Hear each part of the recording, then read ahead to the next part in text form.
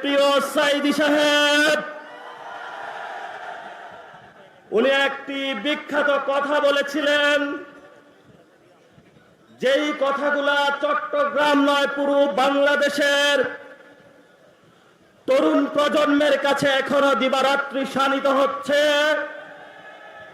উনি বলেছিলেন, बर्बादे गुलिस्ता के लिए एक ही उल्लू काफी है, गुलिस्ता की हर शाख में उल्लू बैठा है, फिर अंजाम गुलिस्ता के लिए क्या होगा। उन्हें বলেছিলেন এই ফুল বাগান নষ্ট করার জন্য একটা হুতুম পেঁচায় যথেষ্ট,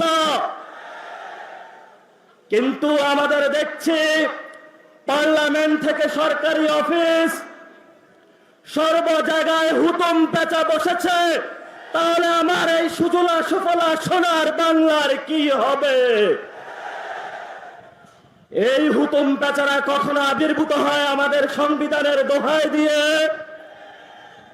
কেউ আবির্ভূত হয় চাঁদাবাজের মোড়ক নিয়ে, কেউ আবির্ভূত হয় সন্ত্রাসীর মোড়ক নিয়ে, কেউ আবির্ভূত হয় দখলবাজের মোড়ক নিয়ে, কেউ আবার মা বাপের সিম্প্যাথির কার্ড খেলে বাংলাদেশের মানুষের সামনে আবির্ভূত হয়েছে।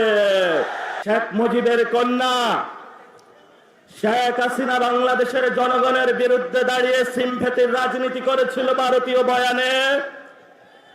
আমরা এখন দেখতে পাচ্ছি যে জিয়াউর রহমান বলেছিলেন ওই রিভোল্ট বাংলাদেশের মানুষের পক্ষে দাঁড়িয়ে, সেই জিয়াউর রহমানের স্ত্রী বলেছিলেন গণতন্ত্রের আপসহীন নেত্রী, যিনি একদিকে বলেছিলেন ওদের হাতে গোলামির জিঞ্জির, আমাদের হাতে স্বাধীনতার পতাকা।